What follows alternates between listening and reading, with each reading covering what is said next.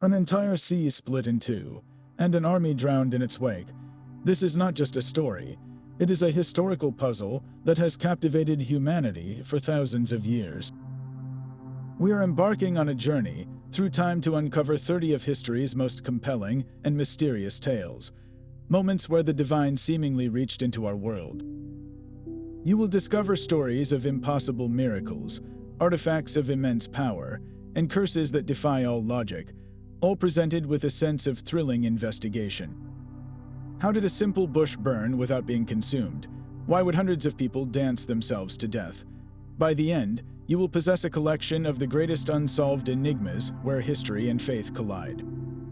What kind of event would you need to see to believe in magic trapped between an entire army and a churning sea? The Israelites faced certain annihilation.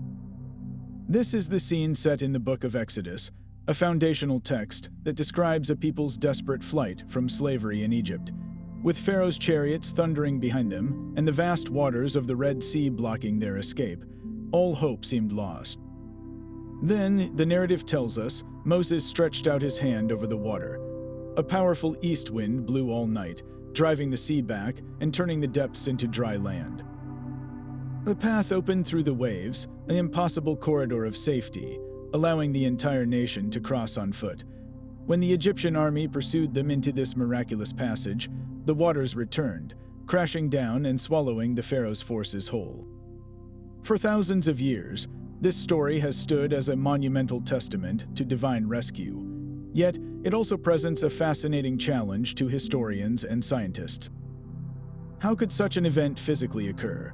One prominent theory, known as the wind set-down hypothesis, suggests a persistent and incredibly strong wind could have pushed the water back, momentarily exposing a shallow land bridge.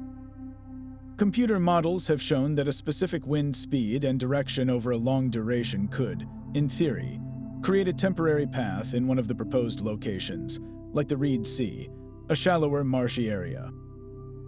This natural explanation, however, runs directly into the heart of the theological view. For believers, the timing was everything. It was not a random weather event, but a precise, intentional act of God, occurring at the exact moment of deepest despair to fulfill a divine promise. The debate between these perspectives, the search for a natural cause versus the acceptance of a supernatural one, is what keeps this ancient tale vibrantly alive. It is not merely a question of what happened, but what it means when the natural world seems to bend to a higher purpose.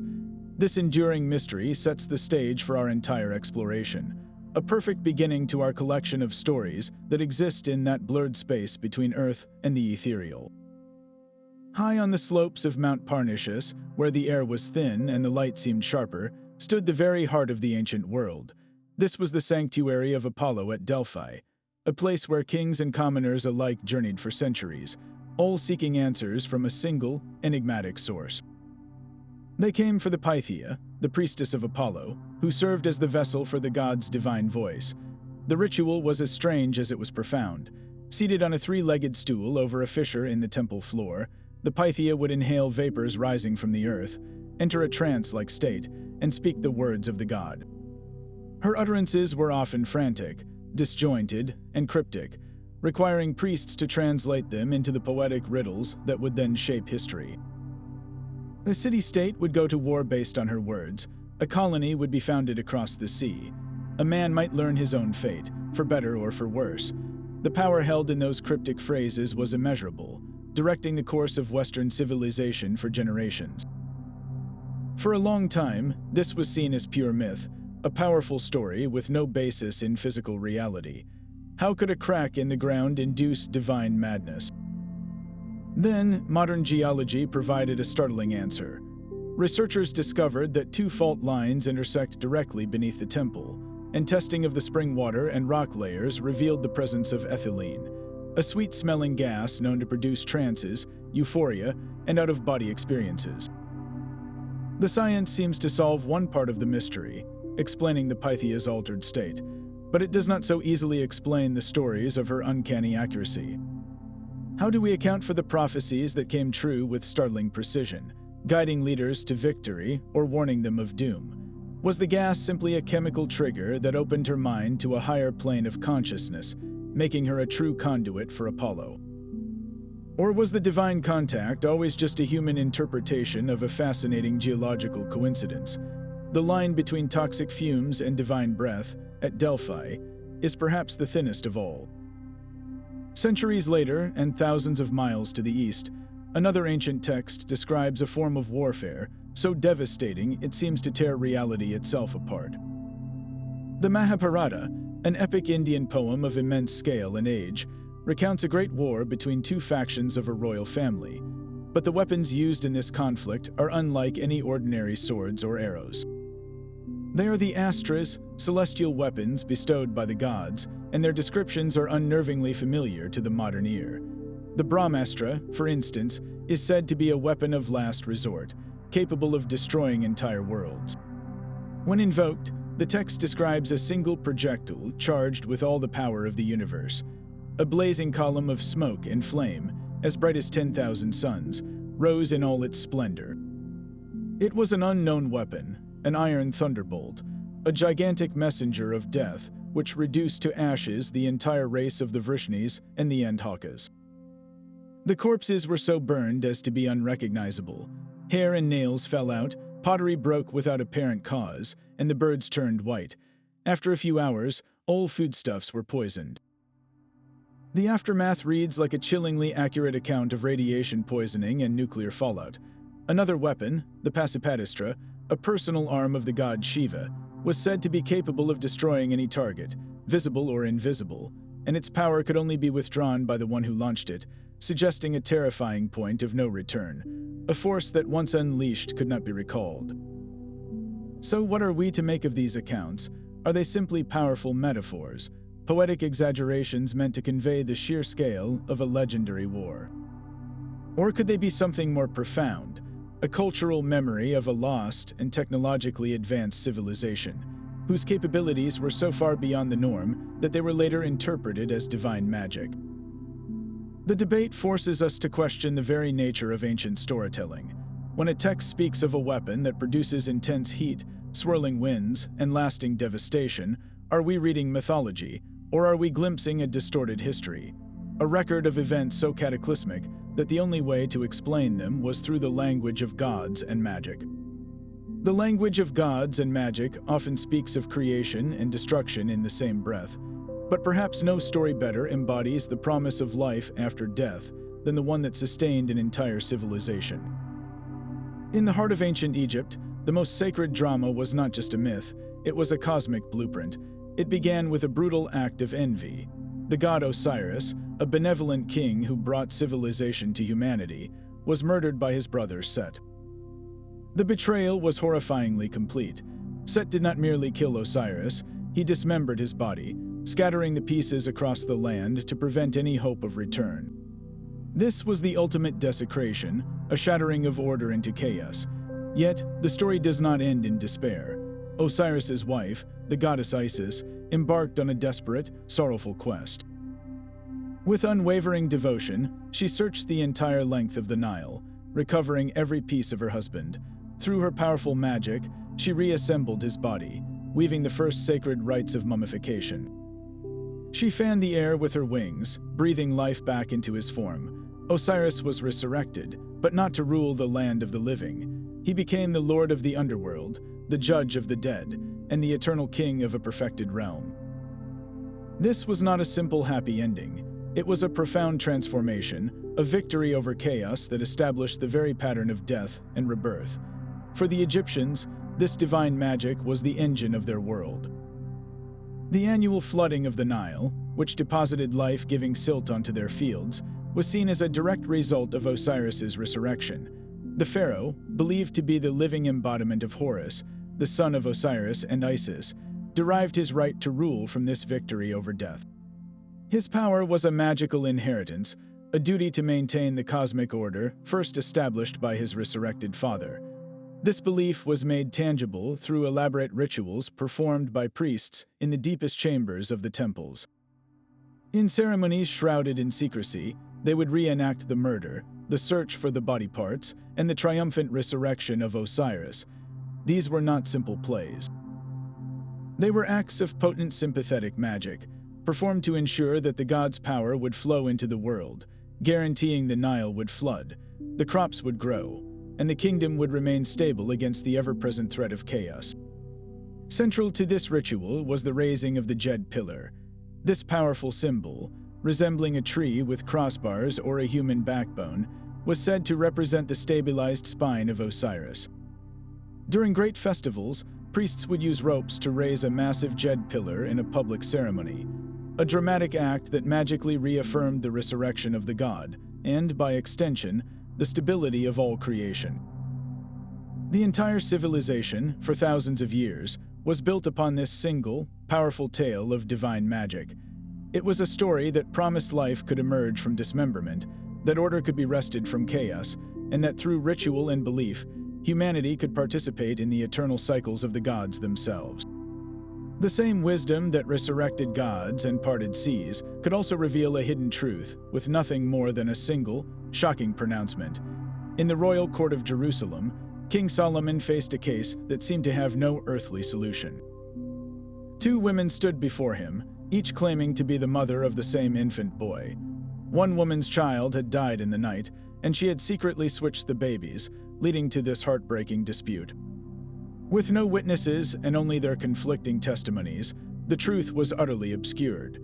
Solomon listened, and then he did something that must have silenced the entire room. He called for a sword. He declared that the living child should be cut in two, with each woman receiving half. It was a horrifying proposition, a verdict that seemed to descend into brutal madness. But in that very moment, the real mother was revealed. One woman agreed to the terrible division, but the other, her compassion overwhelming her, cried out. She begged the king to give the living child to the other woman, pleading, "Do not kill him." In her selfless desperation to save her son's life, even at the cost of losing him forever, she proved her motherhood. Solomon immediately awarded her the child, recognizing that only the true mother would choose sacrifice over possession. This was not a miracle of parted waters or a resurrected body. This was a miracle of the mind, a flash of divine insight so brilliant it cut through deception like a laser. Solomon's wisdom did not come from gathering more evidence, it came from understanding the human heart at its most fundamental level. He knew that genuine love would reveal itself under the pressure of an impossible choice. For thousands of years, this story has stood as the ultimate parable of judicial wisdom, a benchmark for discerning truth in the most complex of human conflicts. It makes us wonder about the nature of such brilliance. Can a moment of pure, inspired clarity, an insight that seems to arrive from a place beyond ordinary thought, be considered its own form of divine magic? When a solution appears that is both perfectly simple and profoundly deep, solving an intractable problem by appealing to the very best within us, it challenges our definition of the miraculous itself. Perhaps the greatest magic is not moving mountains, but understanding the human spirit with such perfect precision. That same divine insight that judges the human heart can also shape the destiny of empires, born from the most unlikely of origins. On the banks of the Tiber River, a story unfolded that would one day explain the rise of the ancient world's greatest power. It began with twin infants, Romulus and Remus, the royal sons of the war god Mars, cast into the river to die by a usurping king. Their divine blood did not save them from the current, but it did attract a miracle. A she-wolf, hearing their cries, found the babies and instead of attacking, she nursed them as her own, a wild animal performing a mother's duty. This was the first sign that their lives were touched by a force beyond the ordinary. A humble shepherd eventually found and raised the boys, who grew into natural leaders, unaware of their royal lineage. When they discovered their true heritage, they decided to found a new city on the very spot where the wolf had saved them. But a bitter quarrel soon arose. Where exactly should the walls be built? Each brother climbed a separate hill to seek an omen from the gods. Remus, on the Aventine Hill, was the first to see a sign, 6 vultures soaring overhead. But Romulus, standing on the Palatine Hill, soon after saw 12. The argument that followed was fierce. Was the first sign more valid, or was the greater number more significant? In a fit of rage and ambition, as the city's first foundation was being marked, Remus scornfully leaped over the low wall his brother was building. a symbolic act of disrespect. Romulus, seeing this as a terrible omen that defied the gods' will, struck his brother down, declaring that so would perish anyone who ever crossed his walls. With his brother's blood staining the foundation, Rome was born, yet the divine connection did not end there. Years later, while Romulus was reviewing his army on the Campus Martius, a violent thunderstorm erupted. A thick, dark cloud enveloped him, and when it lifted, the king was gone. The stunned Romans were told by a nobleman that Romulus had been taken up to the heavens in a whirlwind, his mortal form shed to become the god Quirinus. This event, an apotheosis, was not just a fanciful ending to a legend. It became the cornerstone of Roman political theology for centuries. The idea that their founder was not merely a man, but a god who watched over them, legitimized the authority of every ruler who followed. It created a direct, unbreakable link between the state and the divine, a narrative that said Rome itself was willed by the gods, its power a sacred mandate.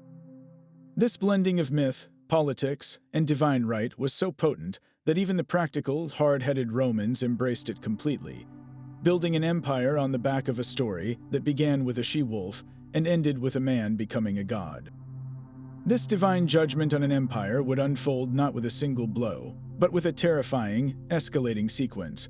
The 10 plagues of Egypt, as recounted in the Book of Exodus, began subtly, almost deceptively. The lifeblood of Egypt, the great Nile River, turned to blood. Fish died in the millions and the river stank, making the water undrinkable. This was not merely a symbolic act, it was a direct assault on the god Hapi, the deity of the annual flood that sustained the entire kingdom. Then came the frogs, swarming up from the muddy riverbanks in such numbers that they infested homes, beds, and food supplies. Following them were lice, or perhaps gnats, rising from the dust to torment both people and animals. Swarms of flies filled the air, a relentless plague of insects that bypassed the land of Goshen where the Israelites lived. Next, a pestilence wiped out the Egyptians' livestock, striking at their wealth and their reverence for deities like the cow goddess Hathor. Festering boils broke out on the skin of the people and the remaining animals. Then hail mixed with fire rained from the sky, shattering trees and flattening crops, a display of raw power that challenged the sky god, Nut. Locusts descended in clouds so thick they blotted out the sun, devouring every bit of greenery left after the storm. A deep, impenetrable darkness then fell over the land, a darkness so tangible it could be felt, mocking the sun god Ra, the supreme deity of the Egyptian pantheon. The final, most devastating plague was the death of the firstborn, from the heir of Pharaoh to the firstborn of the captive in the dungeon. A judgment so precise and personal, it finally broke the royal will. From a modern perspective, these events read like a catastrophic chain of ecological disasters. One compelling theory points to a colossal volcanic eruption, the eruption of Thura on the island of Santorini. Such an event could have spewed ash high into the atmosphere, creating the conditions for the plague of darkness. The volcanic activity could have also released toxins into the water, leading to algal blooms that turned the Nile red, a phenomenon known today as a red tide, which kills fish and drives surviving frogs onto land. The death of the frogs would then lead to explosions in insect populations like lice and flies, which could then spread diseases like the livestock pestilence and the boils. Hailstorms and locust swarms, while rare, are not unknown in the region. This domino effect presents a plausible, natural explanation for the entire series of events.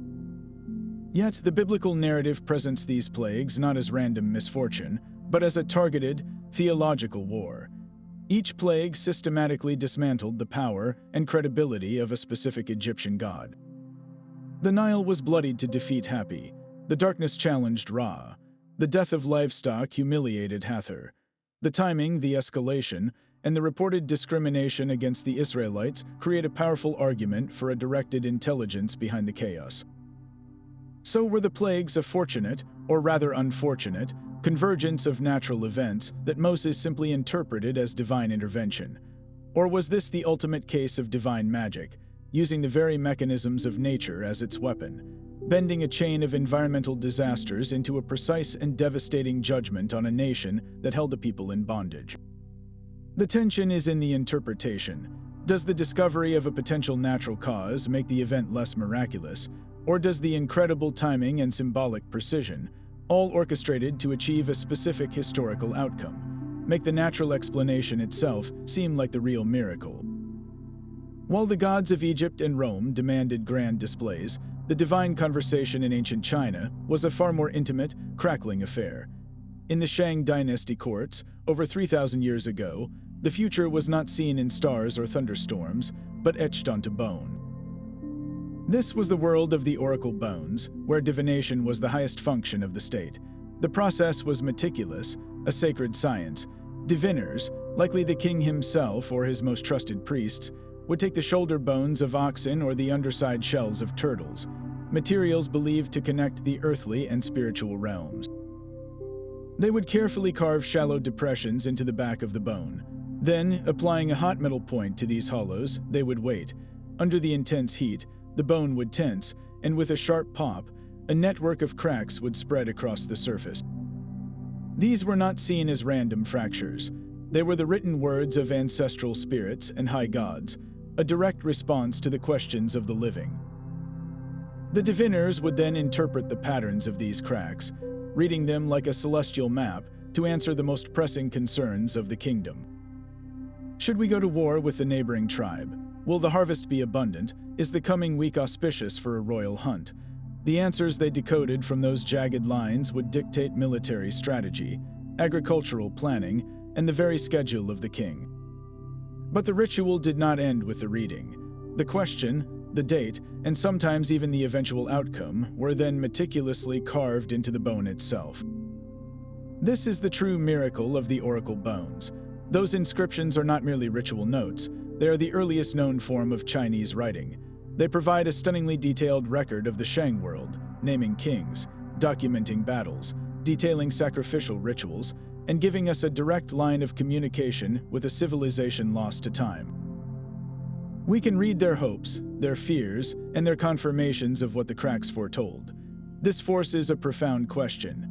When the king applied that hot point, was he genuinely unlocking a message from his ancestors, or was he simply watching burnt bone fracture in a predictable way? The sheer longevity of the practice, spanning centuries, suggests the Shang believed with absolute certainty that they were decoding the divine will. The success and stability of their entire kingdom, they believed, depended on correctly interpreting those random cracks. It presents a powerful paradox. Was this the ultimate act of faith, a civilization building its destiny on whispered messages from the spirit world? Or was it an early, brilliant form of psychology, a way for uncertain leaders to externalize their most difficult decisions, letting the pop of a bone shoulder the weight of a kingdom's fate? The cracks have long since silenced, but the questions they pose about faith, power, and the human need for answers echo louder than ever. A desert shepherd, fleeing a murder charge and living in quiet exile, saw something impossible on the mountainside. A common thorn bush was engulfed in flames, a brilliant fire that should have consumed it in moments, yet the leaves and branches remained intact, vibrant and green. It was a fire that did not destroy, a paradox of nature that defied every law Moses knew. Then, from the heart of this unconsumed blaze, a voice called his name. The voice instructed him to remove his sandals, for the ground he stood on was now holy. It identified itself not as a local spirit or a nameless force, but as the God of his ancestors, the God of Abraham, Isaac, and Jacob. This moment, this theophany, was a turning point for all of human history. It shattered the prevailing idea of gods tied to specific places or temples. The divine was not confined to a mountain peak or a royal city. It was present in a humble, burning shrub in the wilderness, declaring its authority over all creation. When Moses, understandably terrified, asked for the divine name to tell the Israelites, the answer was a profound mystery that theologians have pondered for millennia. I am who I am. This name, Yahweh, is not a title or a descriptor like God of War or Goddess of Harvest. It is a statement of pure, absolute being. It speaks of a fundamental, self-sufficient existence, a presence that is the very ground of all reality, unchanging and eternal. The God who simply is was choosing to engage directly with human history, to step into the story of a single, oppressed people. The choice of the burning bush itself is deeply symbolic. Why not a towering inferno on the summit, or a lightning strike? The humble, persistent bush represents the people of Israel themselves, oppressed and tested by the fires of slavery, yet not consumed. It shows a God who works through the lowly and the unexpected, whose power is made perfect not in overwhelming spectacle alone, but in sustained, paradoxical grace. This single encounter on Mount Horeb became the bedrock of three of the world's great religions: Judaism, Christianity, and Islam, each tracing their understanding of a single, sovereign God back to this fiery conversation. It presents a mystery that is both simple and infinitely deep. What does it mean for the eternal I am to speak from a temporal bush, for the uncreated to use creation itself as its mouthpiece, not to destroy, but to call a shepherd to become a deliverer? The paradox of a voice from a burning bush would one day find its echo on the field of war. In the year 312, two Roman armies faced each other across the Tiber River, their clash destined to decide the master of the entire Western Empire. Constantine, one of the rival emperors, was camped with his troops, staring down the military might of his opponent, Maxentius, who held the city of Rome itself. The coming battle at the Milvian Bridge was a gamble that could end in glorious victory or total annihilation. Then, something extraordinary happened. According to ancient sources, Constantine witnessed a vision in the sky. It was a cross of light, superimposed over the sun, accompanied by the words, "In hoc signo vinces," which means, in this sign, you will conquer. That night, in a dream, the message was clarified. He was instructed to mark the shields of his soldiers with a new symbol, the Chi-Rho, the first two letters of Christ's name in Greek. This was not a quiet, personal revelation. It was a direct military command from a god his soldiers did not worship. The next day, Constantine obeyed. His legions marched into battle under a new, celestial banner, their shields bearing the mark of the Christian God. Against the odds, his forces were victorious. Maxentius drowned in the Tiber during the chaotic retreat, and Constantine entered Rome as its sole ruler. The victory was so complete and so unexpected that Constantine attributed it entirely to the God of the Christians. His personal conversion soon followed, and just 1 year later, he issued the Edict of Milan, which legalized Christianity across the empire, ending centuries of official persecution. This single event, born from a vision, transformed a small, often oppressed sect into the official religion of the Roman world, permanently altering the spiritual and political landscape of the West. So, what truly happened on that day before the battle? Was it a genuine divine intervention, a moment where God reached into history to guide an emperor and protect his faithful? Or was Constantine a brilliant strategist who recognized the growing power and organization of the Christian population within his empire? By adopting their God, he could unite a powerful new constituency under his banner, turning faith into a tool for political consolidation. His vision, then, would have been a calculated piece of divine propaganda, a dream invented or embellished to give his troops a supernatural edge and secure the loyalty of a key demographic. There is also the possibility of a lucky coincidence.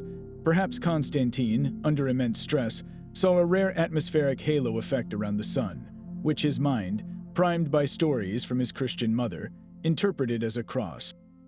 His subsequent victory could have been a simple matter of superior tactics or Maxentius's own fatal mistakes, with the vision providing a convenient and powerful narrative to explain the win. Yet, the sheer scale of the consequence defies easy explanation.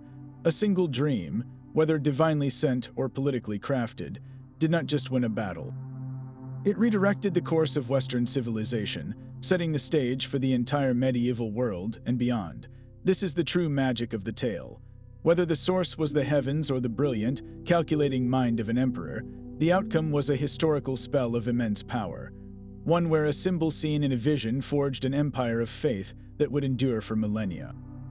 The divine voice that spoke to Constantine from the sky found a different kind of mouthpiece along the banks of the Nile.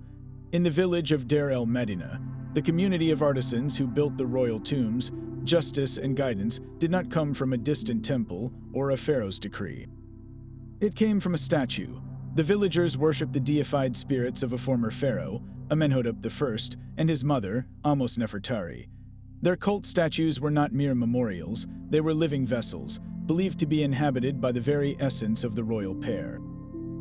When a dispute arose that could not be solved by elders, when a theft needed solving or a personal plea required divine intervention, the community turned to these statues for a direct verdict. The ritual was a public spectacle of faith. On feast days, priests would lift the heavy, ornamented effigies onto carrying poles, mounting them within a ceremonial bark, a divine boat. As they processed through the streets, the air thick with incense and the chants of the crowd, petitioners would approach. They would present their cases directly to the statue, shouting their questions, laying out their grievances, and begging for a judgment. The answer was not given in words, but in movement. The priests, bearing the heavy weight of the god, would sway and shift. To the watching crowd, these slight, deliberate motions were not the strain of human carriers. They were the god himself moving. A dip forward might mean yes. A lurch to the side could signify no. A sudden, decisive turn could point directly at a guilty party, delivering a verdict from beyond the grave with terrifying finality. From our modern perspective, the mechanism seems almost transparent. The priests, hidden beneath the divine boat, had complete physical control. They could easily orchestrate the movements, using their knowledge of village gossip and disputes to deliver judgments that suited their own purposes or maintained social order. It was a brilliant piece of psychological theater, a way to make human authority seem divinely ordained. Yet, to dismiss this as mere priestly trickery is to miss the heart of the mystery. For the artisans of Deir el-Medina, these were not conmen. They were conduits. The faith of the petitioners was so absolute, their belief in the living presence of Amenhotep so complete, that the line between manipulation and miracle blurred into irrelevance. When a statue swayed and a man was declared guilty, the community accepted it as divine law. When it dipped to grant a woman's request for a child, her joy was genuine. The power was not in the hidden muscles of the priests, but in the collective belief of the people, a faith so strong it could animate stone and make a god walk among them, delivering justice one careful, deliberate step at a time. This was a magic built not on pyrotechnics, but on perception, a testament to the human capacity to see the divine in the slightest of motions, to hear a god's voice in the creak of a carrying pole. The desert heat shimmered over the Germanian plains, trapping a Roman legion in a desperate circle of dust and despair. Emperor Marcus Aurelius, the philosopher king, found his disciplined army cornered by the powerful Quadi tribe. Cut off from their water supply under a relentless sun, his soldiers began to succumb to thirst, their famed discipline crumbling with every parched breath. Victory was impossible, surrender meant slaughter, and the end of the campaign seemed inevitable. Then the sky answered. Without warning, a colossal thunderstorm erupted directly overhead.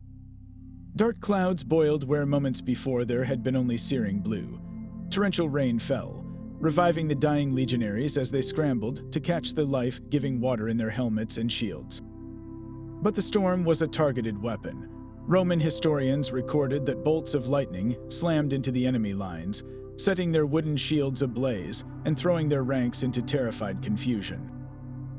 Seizing the moment, the rehydrated Romans charged, turning certain defeat into a stunning, divinely aided victory. This event, later known as the Rain Miracle, was so pivotal it was carved for eternity into the stone of the Column of Marcus Aurelius in Rome, a permanent testament to the day the heavens themselves intervened in a mortal conflict. How could such a perfectly timed storm be explained? Some historians point to a sudden, dramatic shift in weather patterns, a freak meteorological event that, by sheer luck, benefited the Romans at their most desperate hour. Yet, the legends that sprang up immediately afterward offered more magical causes. One popular story claimed Marcus Aurelius had an Egyptian magician named Arnufis traveling with his army, who used ancient rites to call down the storm from the Egyptian god Hermes. Christian writers of the era, however, told a different tale. They asserted that soldiers from the Legio Fulminata, the 12th Legion, many of whom were Christians, had prayed fervently for deliverance, and their god had sent the thunderstorm in answer. This version was so compelling that it was celebrated in Christian art for centuries. The miracle stands as a powerful example of how history and faith intertwine on the battlefield. Was it a commander's lucky break, a magician's spell, or a legion's answered prayer? The truth is lost to the storm itself, but the enduring power of the story lies in its universal appeal. A moment where the fraying thread of human hope was seemingly picked up and reinforced by a force beyond understanding. Twice the world's most powerful empire sent its unstoppable armada against the islands of Japan, and twice the sea itself rose in fury to defend them.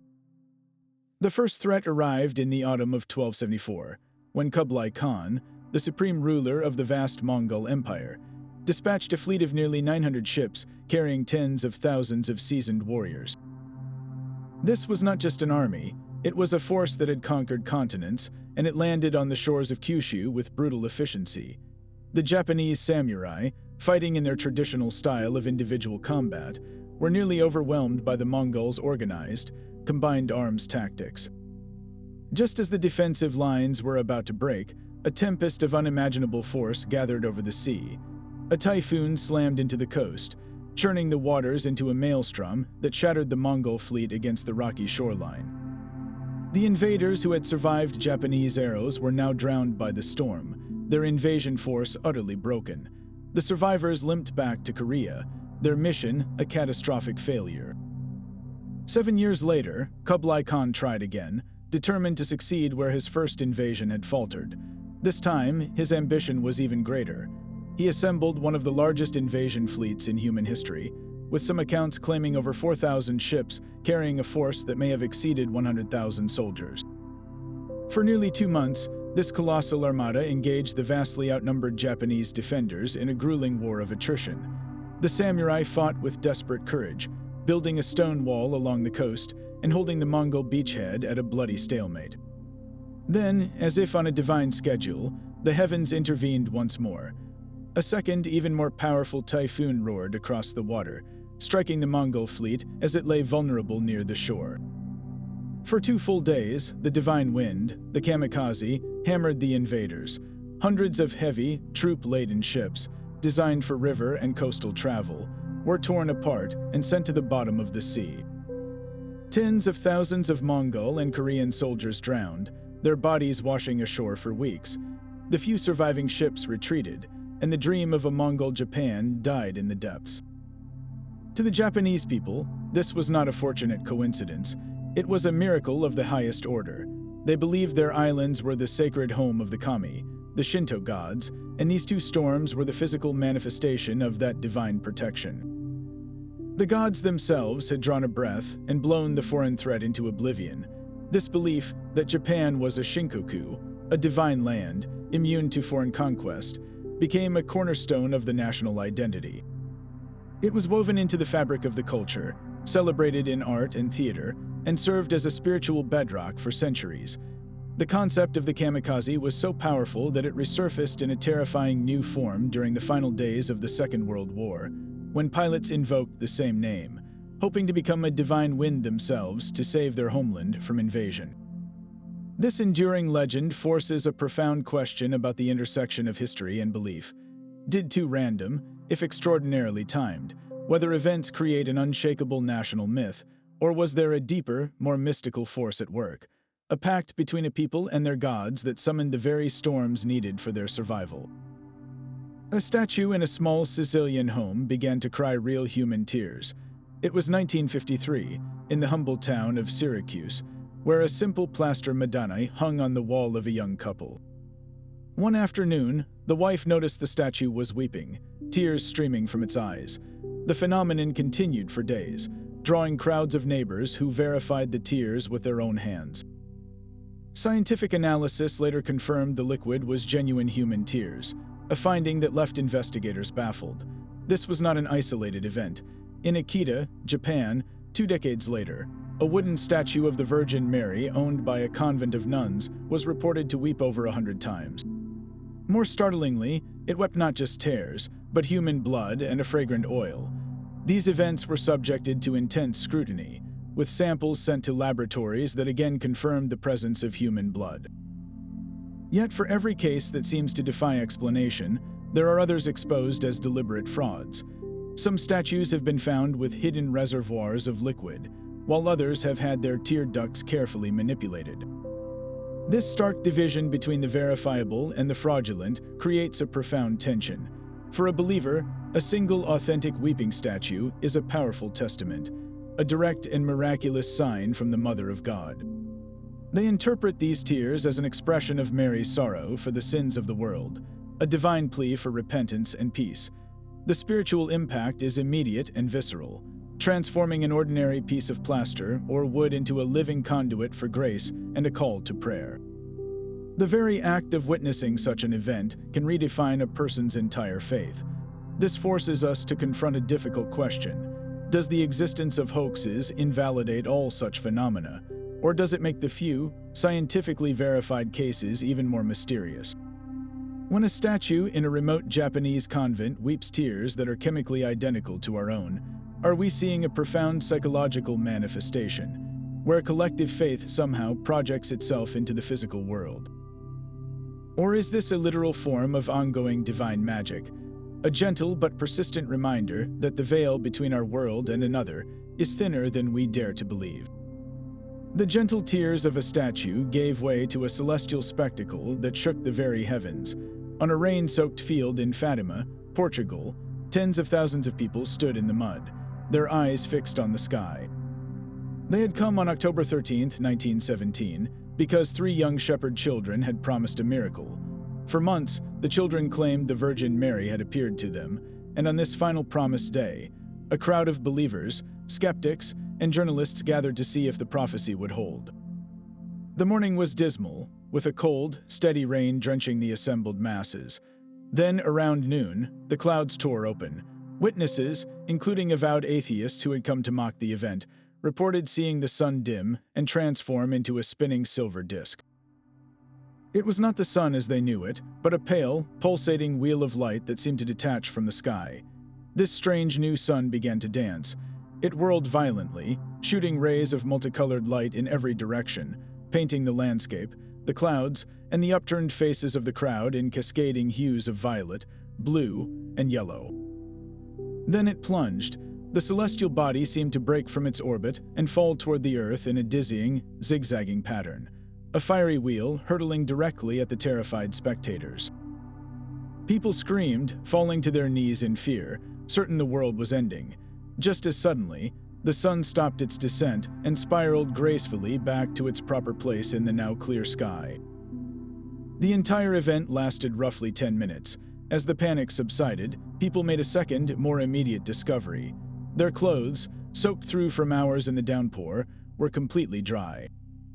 The mud under their feet had vanished, and the ground was firm and warm. How could such a thing be explained? Skeptics have proposed theories of mass hallucination, a form of collective hysteria fueled by religious fervor and the children's predictions. The human mind is a powerful instrument, capable of shaping perception under the right conditions of expectation and crowd psychology. Others have looked for a meteorological answer, suggesting a rare sundug phenomenon, where ice crystals in the atmosphere can create bright spots and halos around the sun.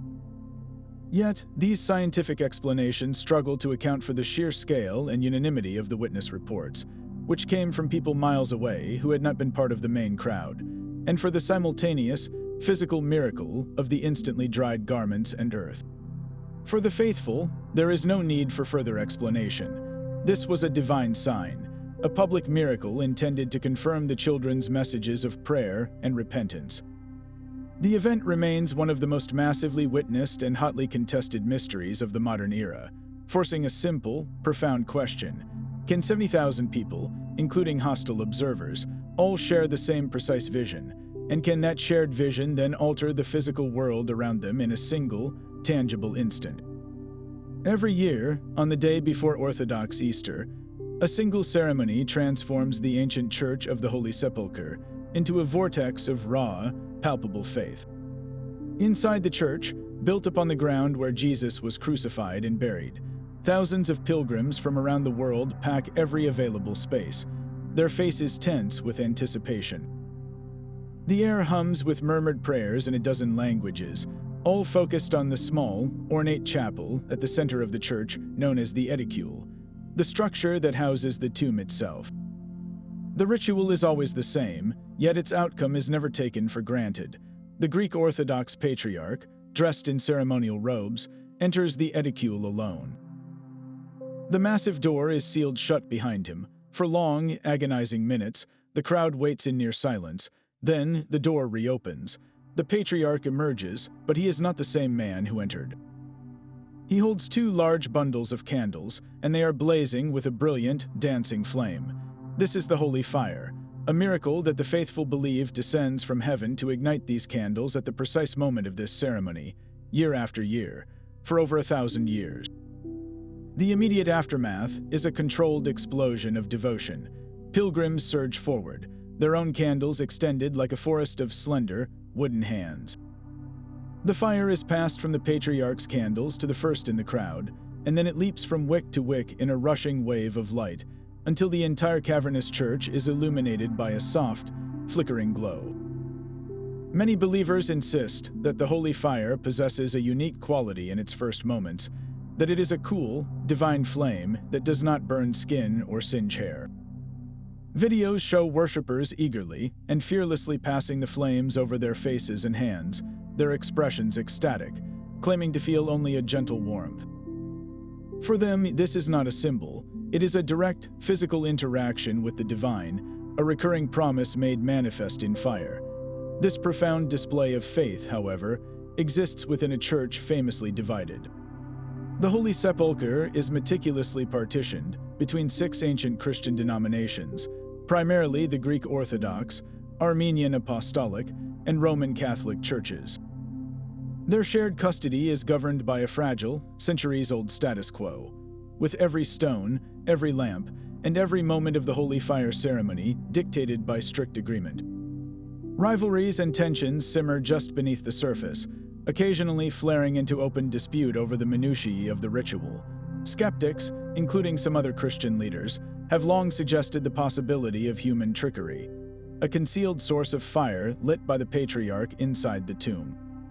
They point to the secretive nature of the central act and the intense emotional state of the crowd as factors that perpetuate the miracle.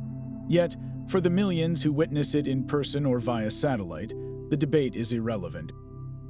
The true magic of the holy fire may not lie in its disputed origin, but in its undeniable effect. It is a living mystery that, for one afternoon each year, makes the ancient stones of Jerusalem tremble with the force of a collective, unwavering belief. A flame that has burned through centuries of skepticism to illuminate a very human need for a touch of the divine. That same divine wind that saved Japan would soon be invoked on a very different battlefield, one that decided the fate of the European continent. In the autumn of 732, 2 worlds collided outside the city of Tours in France.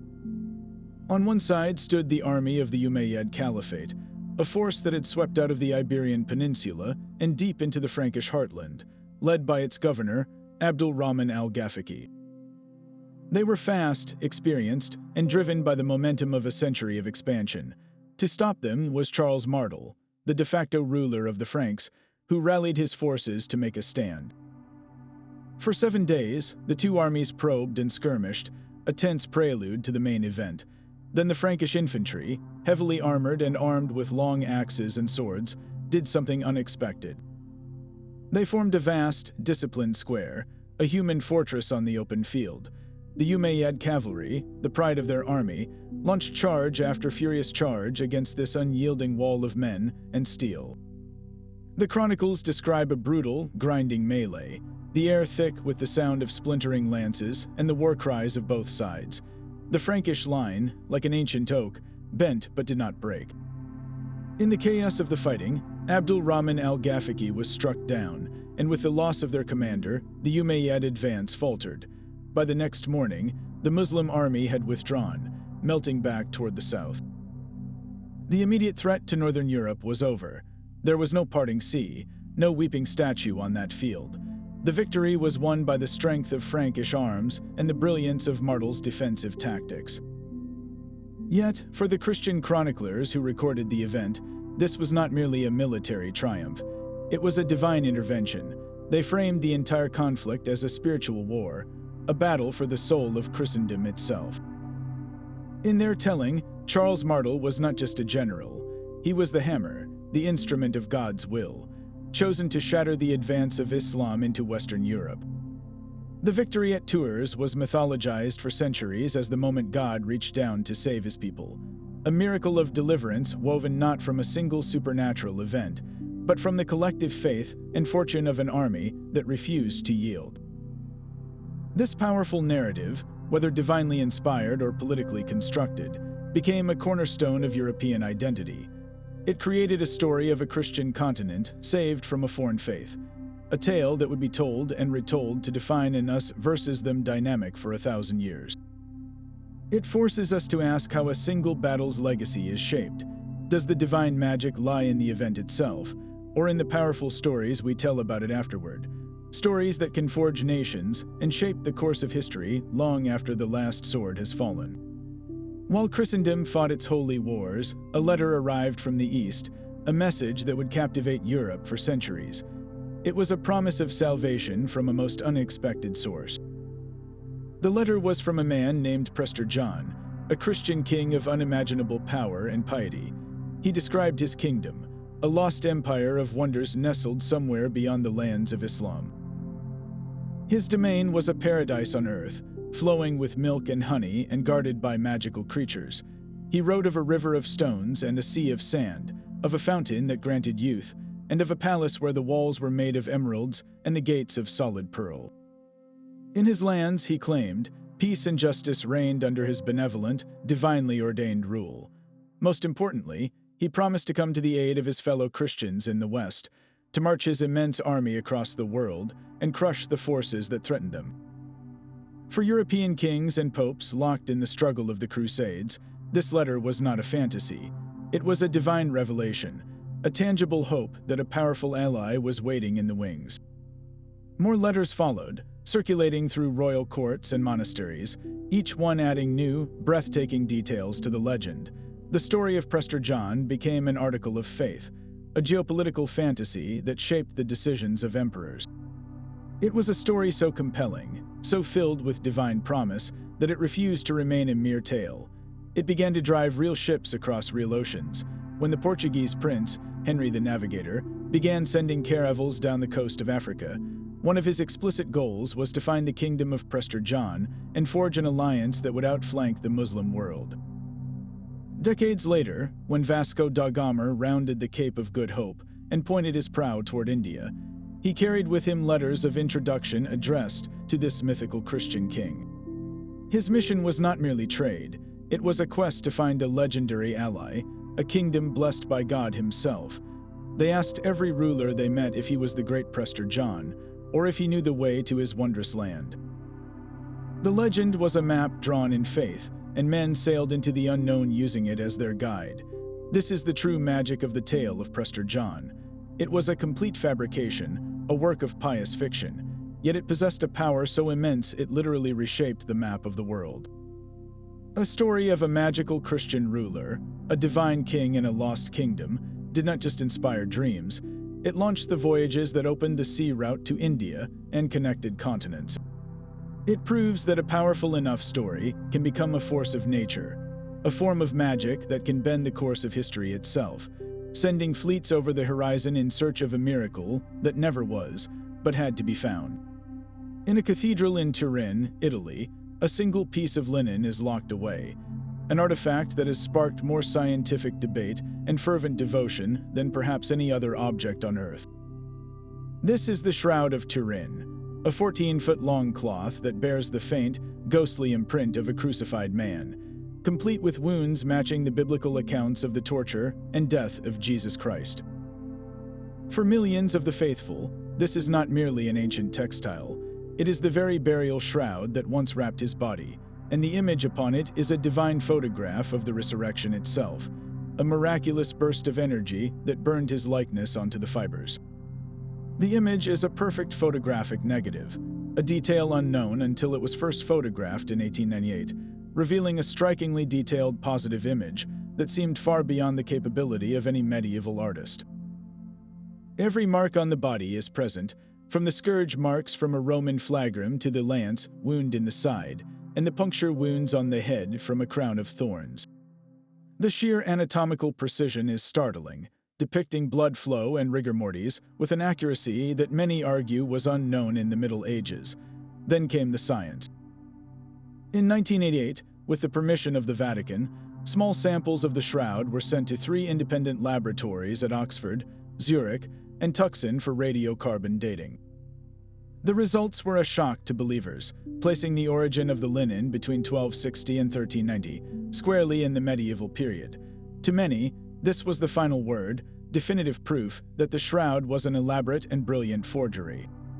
Yet the debate did not end. Almost immediately, questions were raised about the samples tested.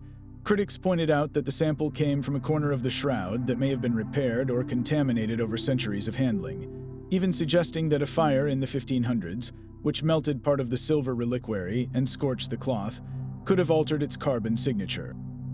The mystery of how the image was formed only deepened the controversy.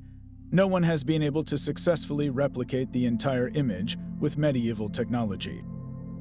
The coloration is not painted on. It resides only on the very topmost microfibrils of the threads, with no capillary flow of any pigment. It is a superficial, chemical change, as if the linen was lightly scorched.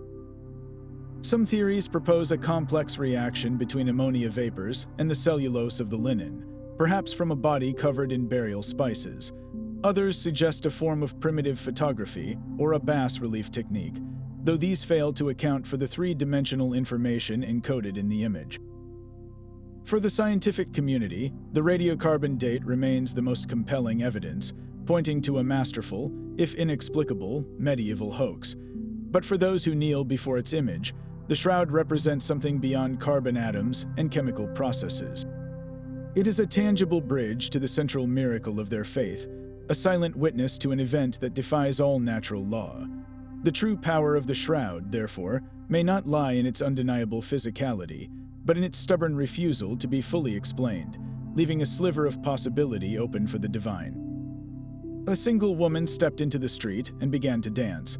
There was no music, no celebration, only her solitary, frantic movement in the July heat of Strasbourg. Her name was Frau Trophia, and her dancing did not stop. She continued for days, her feet bleeding, her body twisting in a relentless, involuntary rhythm. Within a week, 36 others had joined her. By the end of the month, the city was consumed. 400 people writhed and leaped in the public squares, dancing until their ribs broke, their hearts gave out, or they simply dropped from exhaustion, some never to rise again. This was the dancing plague of 1518, a collective madness that defied all reason. The city council, desperate for a solution, first embraced a theory of overheated blood. They built wooden stages and hired musicians, believing that if they gave the dancers a dedicated space and a steady beat, the fever would burn itself out.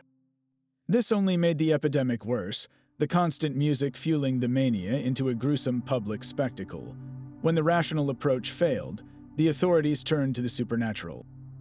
They declared the plague a curse, a divine punishment sent by Saint Vitus upon the sinful city. The afflicted were loaded onto wagons and taken to a shrine in the mountains, where priests performed exorcisms over their trembling, exhausted bodies.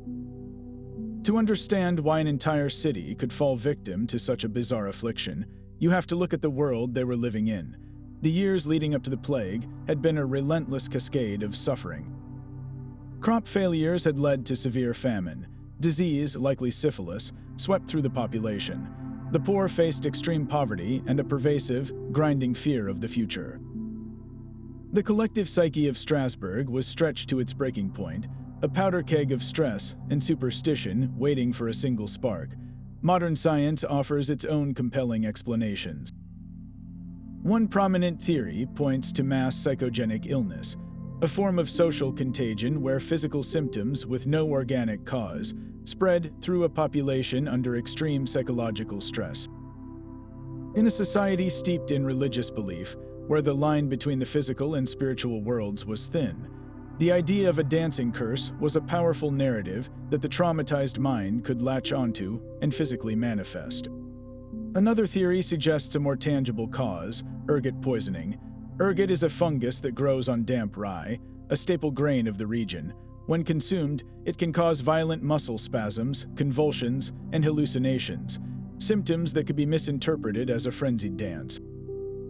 The fungus also contains lysergic acid, a precursor to LSD, which could induce altered states of consciousness. Yet, even this natural explanation cannot fully account for the sheer scale and the specific, compulsive nature of the dancing. The true mystery of Strasbourg lies in the blurring of these lines. Was it a neurological disorder triggered by a toxic bread, a psychological breakdown born of collective trauma, or a genuine, albeit terrifying, divine affliction? Perhaps the answer is that in a moment of extreme human suffering, all these forces converged, creating a perfect storm where the body could no longer tell the difference between a poisoned grain, a broken mind, and the wrath of a saint. Centuries after a city danced itself to exhaustion, a French apothecary sat in his study, scrawling verses that would haunt the future. Michel de Nostradame, known to the world as Nostradamus, published his book Les Prophètes in the 1550s, a collection of 942 poetic quatrains that claimed to map out centuries of world events. His method was as mysterious as his words. He described gazing into a bowl of water set upon a brass tripod, entering a trance to receive his visions of wars, disasters, and the rise of great tyrants.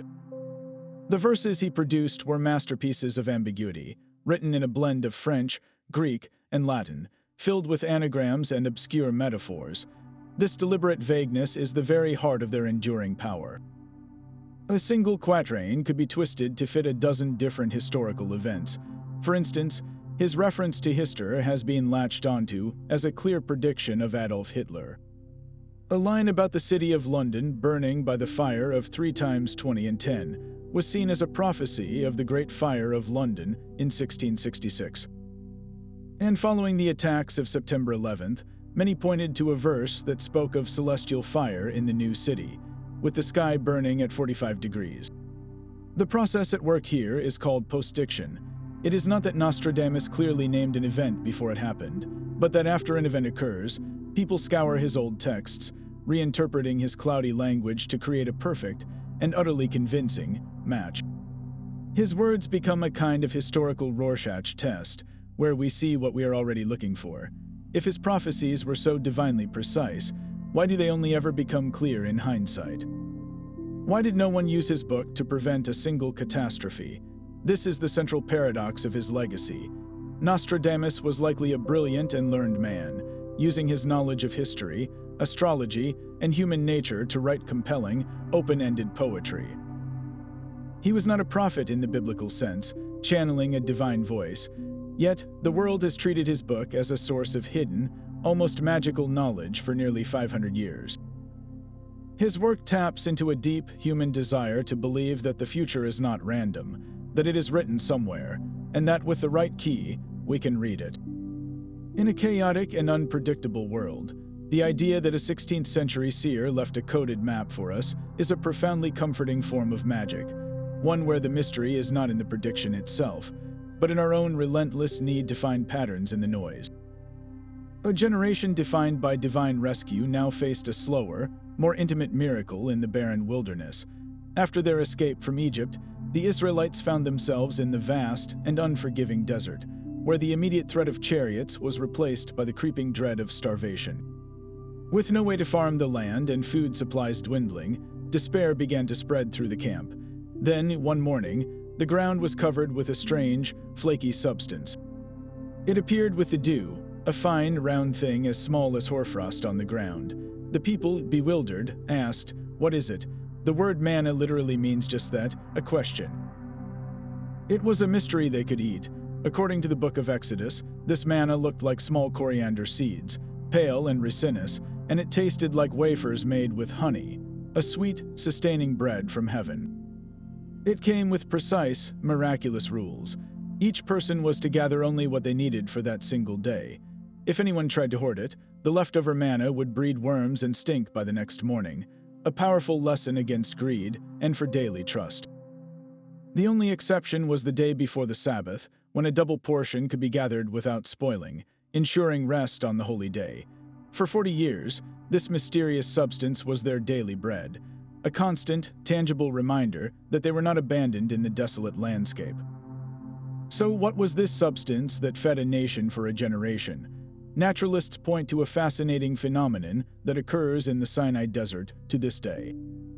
Certain insects, scale insects, and plant lice feed on the sap of the tamarisk tree. They excrete a sweet, resinous substance that drips onto the ground and hardens into small, pale flakes overnight.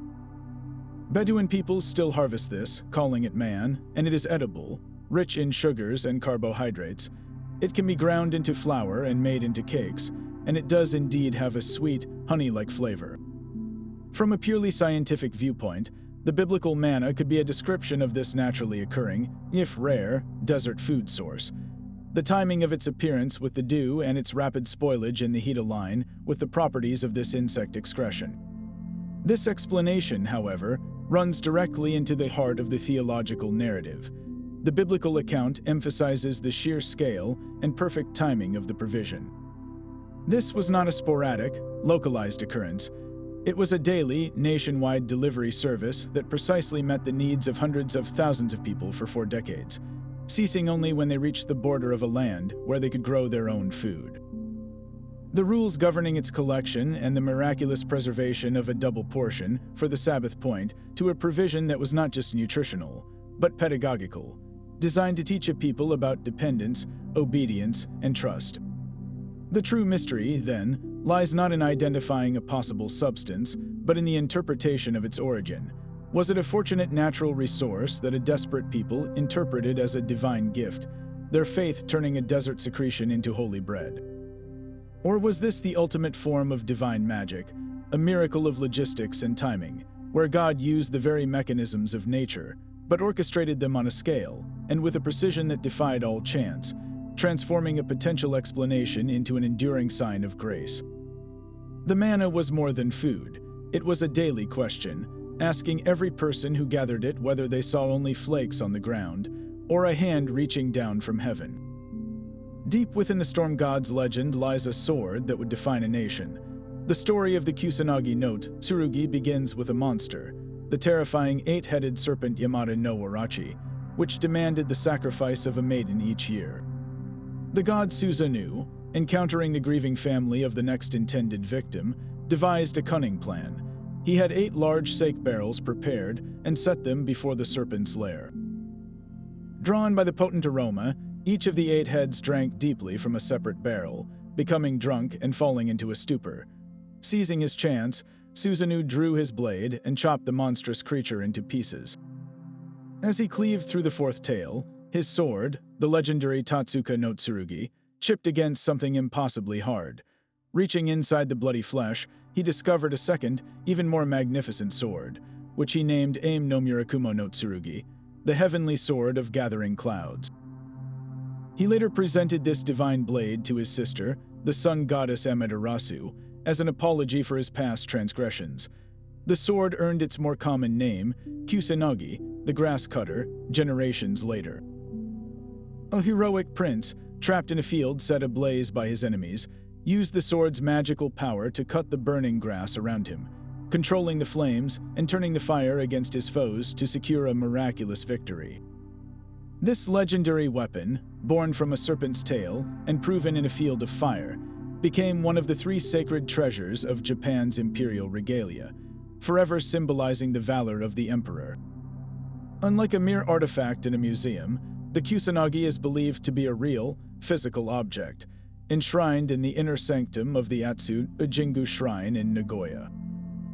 It is considered so sacred and powerful that it is never displayed to the public, not even to the emperor himself, who ascends the throne in a ceremony where the regalia's presence, not their visibility, confers his divine authority. This creates a profound paradox. How can an object that no living person is allowed to see hold such immense power? Its magic does not come from its physical form, which remains a mystery, but from the collective belief in its story. The sword is a tangible anchor for a national myth, a divine contract made physical. It connects the unbroken line of emperors directly back to the sun goddess, legitimizing their rule not through political decree, but through a sacred narrative of divine origin. The Kusanagi is more than a weapon. It is the soul of a nation forged in myth and enshrined in unwavering faith, a permanent reminder that the greatest power often lies not in what is seen, but in what is believed. Bernadette Saubiris was sent to gather firewood in a place of last resort. The 14-year-old girl, from a family so poor they lived in a single damp room, was searching near a garbage dump beside a river grotto when a sudden gust of wind made her look up. There, in a rocky niche, stood a beautiful lady, dressed in white with a blue sash and yellow roses on her feet. This was the first of 18 apparitions that would transform the sleepy town of Lourdes forever. The lady spoke little at first, but during the 9th visitation, she gave a strange command. She told Bernadette to drink from the spring and wash in it. Bernadette, confused, saw no spring. She began to scrape at the dry, muddy ground until a small amount of murky water pooled. She cupped it in her hands, drinking a little and smearing the rest on her face. To the mocking crowd that had gathered, it seemed like the foolish act of a delirious child. But the next day, that tiny, muddy trickle had become a steady, clear flow. A spring had appeared exactly where she dug. Within weeks, the first reported healings began. A quarryman's injured eye was washed and healed. A dying baby was immersed in the water and recovered. The grotto quickly became a magnet for the sick and the faithful, a place where the possibility of a miracle felt tangible. The Catholic Church, deeply skeptical, launched a rigorous investigation. They did not accept these events lightly. The process for certifying a miracle at Lourdes is one of the most stringent in the world. It begins only years after the alleged healing, ensuring any claim of a spontaneous cure is permanent.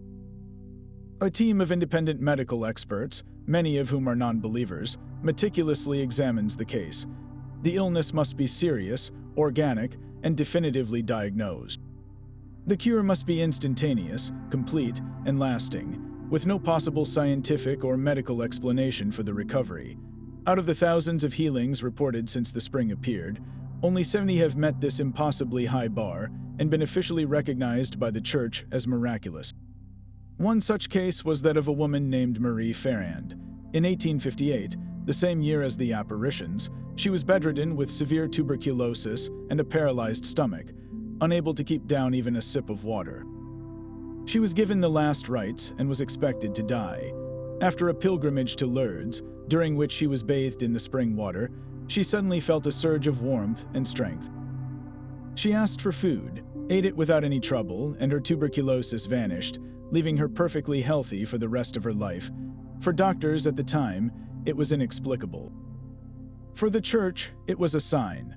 Lourdes has since grown into a global epicenter of faith, a place where millions journey each year, not necessarily expecting a physical miracle, but seeking a different kind of healing altogether. They come for hope, for spiritual solace, and for the powerful sense of community found among others who are suffering. The true magic of Lourdes may not reside solely in its 70 certified miracles, but in the millions of smaller, quieter moments of peace and resilience it inspires, a testament to the enduring human search for grace in the face of overwhelming hardship. A sealed tomb in the Valley of the Kings held its breath for 3,000 years until the moment Howard Carter broke through. His patron, Lord Carnarvon, eagerly asked if he could see anything. Carter's reply was legendary. Yes, wonderful things. The treasures of Tutankhamun were breathtaking, but the world would soon become obsessed with something far darker that seemed to escape from that dark chamber. It began with a simple mosquito bite. Just months after the tomb's official opening, Lord Carnarvon was in Cairo, where he nicked a mosquito bite on his cheek while shaving. The wound became infected, leading to blood poisoning and pneumonia. He died shortly after, at the age of 56. At the precise moment of his death back in England, the lights in Cairo mysteriously failed, plunging the city into darkness. Simultaneously, back at his estate, his favorite dog let out a howl and dropped dead. This was only the beginning. A close friend who was present at the opening of the tomb died suddenly of a stroke. Carter's personal secretary died of a heart attack. His father, miles away in London, committed suicide by jumping from a window. An American millionaire who had visited the tomb died of pneumonia shortly after. A radiologist who X-rayed the mummy died of an unknown illness. The newspapers, hungry for a sensational story, pounced on this string of tragedies. They dubbed it the Curse of the Pharaohs, a divine punishment for disturbing the eternal rest of a king. The public imagination was electrified. It was a perfect storm of ancient mystery and modern media, a narrative that suggested the old gods of Egypt were not yet dead. Rational explanations, however, soon emerged. Scientists pointed to the potentially lethal environment of a tomb sealed for millennia. They theorized about toxic mold or ancient bacteria, like anthrax or Clostridium, thriving in the dark, sealed space, waiting to be inhaled by the first intruders. Others noted that for most people involved, the curse was pure fiction. Howard Carter himself, the man who breached the inner sanctum, lived for another 16 years, dying of natural causes at 64. Many others on the excavation team lived long, full lives. The curse, they argued, was a classic case of confirmation bias, where we remember the coincidences that fit the story and forget the many cases that do not. Yet, the legend endures because it speaks to something deeper than logic. The ancient Egyptians did inscribe curses on some tombs, warnings meant to protect the sacred journey of the pharaoh to the afterlife. They believed in the real power of words and magic to defend the dead. The modern curse taps into that same primal fear, the unsettling idea that some places are not meant to be opened, that divine protection can last for eternity. The true magic of the pharaoh's curse was not in killing a handful of explorers, but in proving that a story of ancient magic could capture the entire modern world, making us all wonder if some doors, once closed, should remain forever sealed. A dying man's last words can become a battlefield for the soul of history. In the year 363, the Roman Emperor Julian lay bleeding on the sands of Mesopotamia, a spear wound in his abdomen from a skirmish with a Persian force. He was known to history as Julian the Apostate, the last pagan ruler of Rome, a philosopher and warrior who had dedicated his brief reign to a single, monumental task, reversing the Christian revolution begun by his uncle Constantine. He had thrown the full weight of the empire against the new faith, restoring pagan temples, banning Christians from teaching, and trying to resurrect a world where the old gods of Jupiter and Apollo held sway. Now, as his life ebbed away, the chronicles tell us he looked up and uttered a phrase that would echo through the centuries. "You have won, Galilean." The words are a stark, shocking surrender. They were not addressed to his Persian enemy, but to Jesus of Nazareth, the Galilean whose followers he had so fiercely opposed. Was this a genuine deathbed conversion, a final moment of clarity where the emperor saw the truth of the God he had rejected? Or was it a bitter, philosophical concession, a final acknowledgement that the cultural and spiritual force of Christianity was simply too powerful to be undone by any emperor, no matter how determined? The story is almost too perfect, a piece of narrative poetry that neatly closes the chapter on Rome's pagan past. As such, many historians question its literal truth, suggesting it was a powerful piece of Christian propaganda crafted after the fact to symbolize the ultimate triumph of their god over the empire's most powerful adversary. Yet, even if apocryphal, the tale holds a profound magic. It captures the moment a colossal historical shift becomes personal, crystallized in the agony of one man. It transforms a military defeat into a spiritual victory, suggesting that the truest conquests are not of land, but of the human spirit. Julian's alleged cry is more than a historical footnote. It is a testament to the idea that divine magic does not always part seas or summon storms. Sometimes, its most powerful act is to claim a final, whispered confession from the lips of a dying emperor, turning a political failure into a legend of eternal triumph. A wooden cross spoke from the shadows of a cave, and an army listened. In the dense jungles of the Yucatan Peninsula during the late 19th century, the Maya people were fighting a desperate war for their land and freedom against the Mexican government, a conflict known as the Caste War. Beaten back and facing superior weaponry, their morale was crumbling. Then, in the village of Chan Santa Cruz, a miracle occurred. From a sacred cave shrine, a wooden cross began to speak. Its voice, deep and resonant, was not that of any human present. It identified itself as a direct messenger from God, offering both strategic commands and spiritual solace to the rebel fighters. The cross issued orders for battle, promised divine protection, and condemned their enemies, reinvigorating the entire rebellion with a tangible sense of heavenly favor.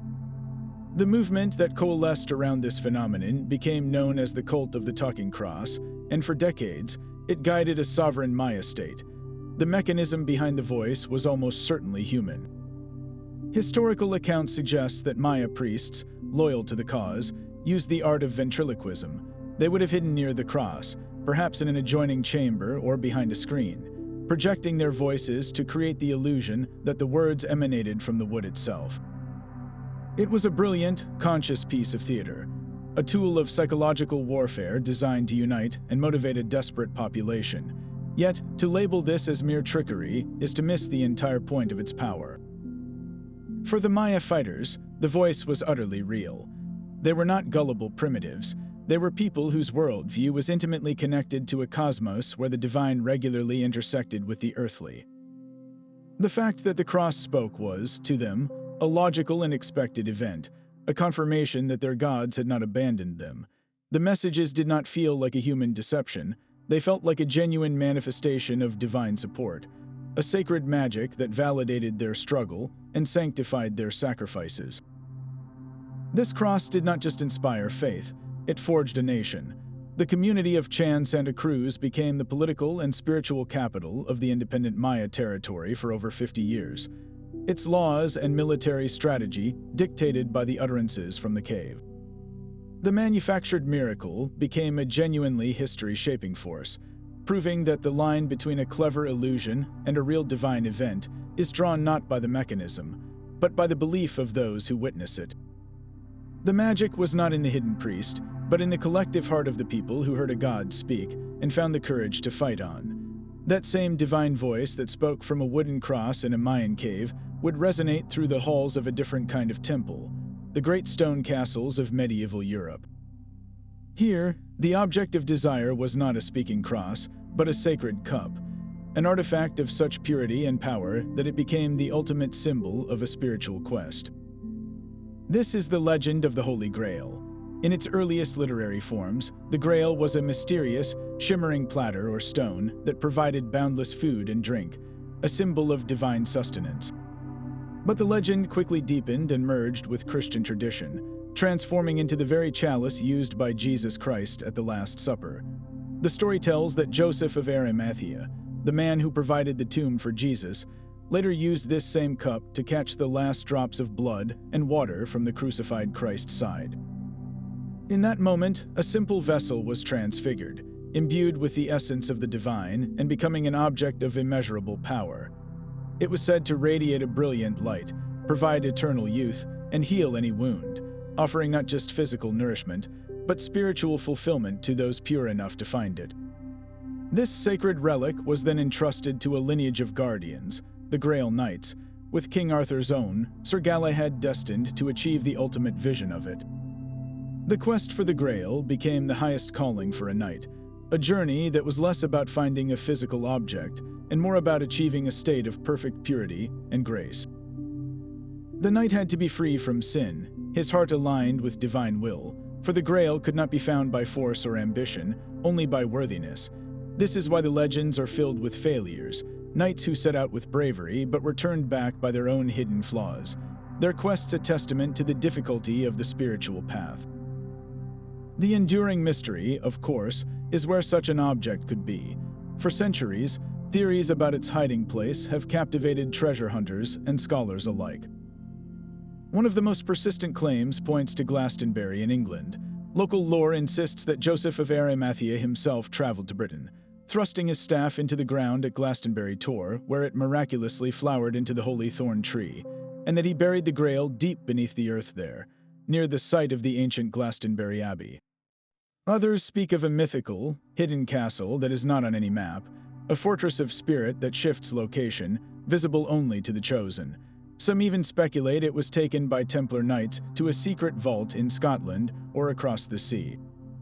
The true magic of the Grail legend, however, may not be in its potential discovery, but in what its endless pursuit reveals about us.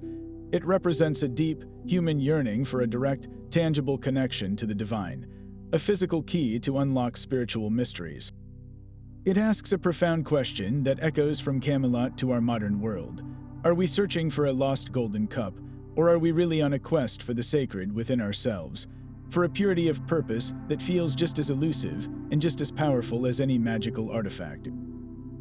The Grail's greatest power was never its ability to grant eternal life, but its capacity to inspire generations to seek a higher, better version of their own. 2 years before his death, a man praying on a mountainside was physically remade in the image of his god. Saint Francis of Assisi, known for his life of radical poverty and devotion, had retreated to Mount Laverna for a period of fasting and prayer. There, during a vision of a six-winged seraph, a crucified figure, he experienced not just a spiritual ecstasy, but a physical transformation. When the vision faded, Francis bore on his own body the wounds of Christ, the stigmata. His hands and feet showed the dark marks of nails, and his side carried the gash of a spear. This was not a symbolic event, it was a physical one, a breaking of the barrier between spirit and flesh.